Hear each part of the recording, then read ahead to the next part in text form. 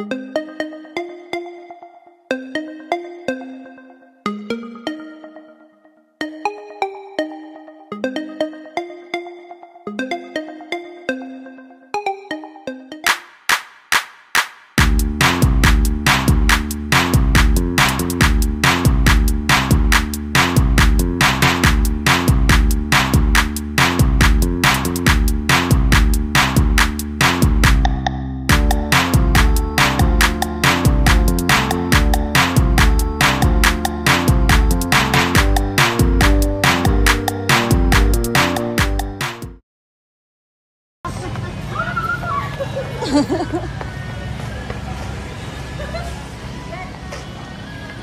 to the Pitan Rizal! Please go to skip the ads! Hello everyone! Welcome to my channel. Magkano magagastos lahat-lahat? Land and ferry travel, Dapitan to Siquijor, to Dumaguete, or region from San Francisco, Agusan del Sur. Tipid tips, entrances, and hotel in accommodation. From San Francisco, Agusan del Sur, to Butuan City, to Dapitan, to Port of Dapitan, to Siquijor, then Port of Siquijor, to Dumaguete. 4 p.m. nag-travel na kami to Butuan by van. 200 pesos yung bayad namin, arrival 6 p.m. Dinner at Chowking, 110 pesos lang yung nagastos namin. 7:30 p.m. travel by high roof van to Dapitan. Arrival namin 6 a.m. Breakfast at Dapitan Boulevard, 100 pesos only yung nagastos ko. First itineraries, Ponto de Desembarco de Rizal and Dapitan. Free entrance lang dito. And second itineraries namin is sa Heritage Catholic Church. Pasok muna tayo sa loob ng church para mag-pray and pasalamat kay Lord sa mga blessings, good health, love, happiness, and protection. Next stop natin, Rizal Shrine. Pero sad to say, hindi kami nakapasok that time kasi nga disinfectant purposes. Sa labas lang kami nag-picturean. Sa labas na kami nag-pictorials pero mas okay sana kung nasa loob nakapasok kami. Pero okay na rin. Namili kami ng mga pasalubong dito sa Dapitan Rizal Shrine. Next side trip, pumunta kami sa Dakak. Hindi kami pumasok sa loob kasi yung entrance niya, grabe ang dollar. 1,200 consumable yung entrance kada isa. Kaya sa labas na lang kami nag-picturean and video. Kasi sa labas pa lang, super sulit na yung mga view na makikita mo. 12 p.m. balik na kami sa Port Dapitan para sa Siquijor and first night accommodations kasama na sa package. Hindi naman mahigpit sa checking, smooth lang ng flows, 4 hours ferry travel to Siquijor Port.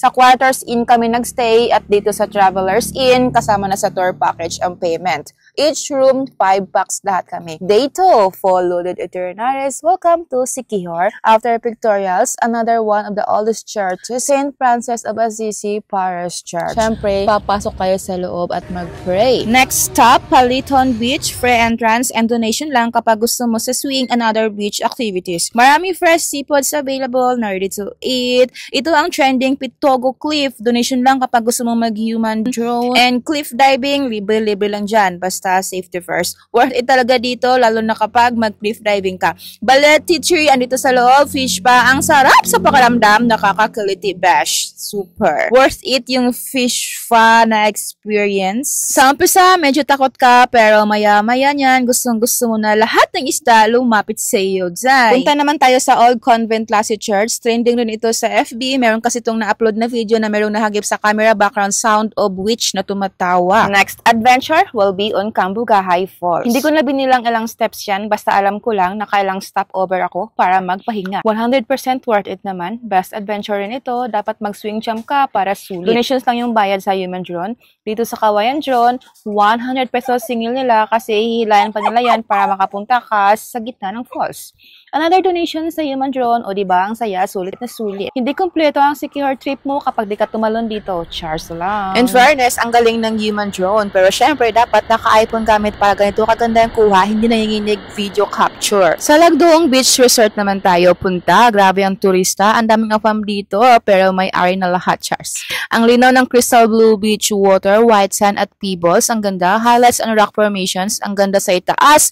Pwede mag-cliff diving at Instagrammable posts. Bago umuwi, huwag kalimutang bumili ng pasalubong. Delicacies nila yung giant, higanting utaps at Sylvanias. Ang bilis ma-sold out nito, kaya pinicturan ko na lang higanting utap nila. Ang ganda ng mga puno na madadaanan mo, kulay red-orange yung mga dahon. Ang lawak rin ng parking entrance nila, malinis at nagkalat ang mga afam. Just to die. Ito naman ang man-made forest nila, pero walang mga dahon ngayon sa sobrang init. Di sila greeny, kaya di masyadong maganda, pero for sure kung malabong lang mga dahon na yan, sure ako maganda lahat yan. After namili ng higanting utap, punta naman tayo sa port para sa day 3, Dumaguete. Dito na kami naghapunan sa boulevard nila, madaling araw, marami pa rin mga tao. As usual, hating kapatid, seafoods in order namin, 180 pesos each, meron ng soft drink. Ready na sa day 3, Tierra Alta o ng itineraries natin. Ang ganda sa loob, Santorini idea, super nakaka-wow, legit ang ganda dito, ang ganda sa loob, grabe besh. Panalo sa ganda ng swimming pool, 25 pesos accommodation, good for 2 na.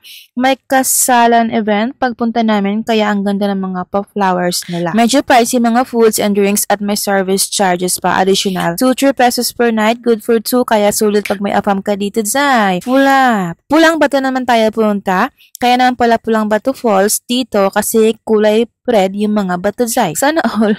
Black American with a farm. High roof pan, very comfortable. Syempre sa front seat ako, bash. Dito naman tayo sa Cold Spring, the Forest Camp. Grabe, ang ganda din dyan. Bongga ng mga pagkain dito. Nang order lang kami ng Bilao package. 200 plus lang each. Super tipid. Niluluto na pala yung mga gayuma dito bukod sa Muñeca. Highlights rin ito ang Kataal World War II Museum. Sibaan, dove feeding, Valencia signage. 10 pesos lang yung bibilhin mong pagkain ng doves para lumapit sila sa'yo. Uwian na, kaya wag kalimutang mag-Sylvania delicacies at higanting utap. Apple mangga nila dito, 30 pesos only per kilo. Thank you for watching. Please follow and heart and share. And paki-subscribe sa aking YouTube channel, Marilyn Sila. For bookings, local and international, please message me. Thank you. Bye!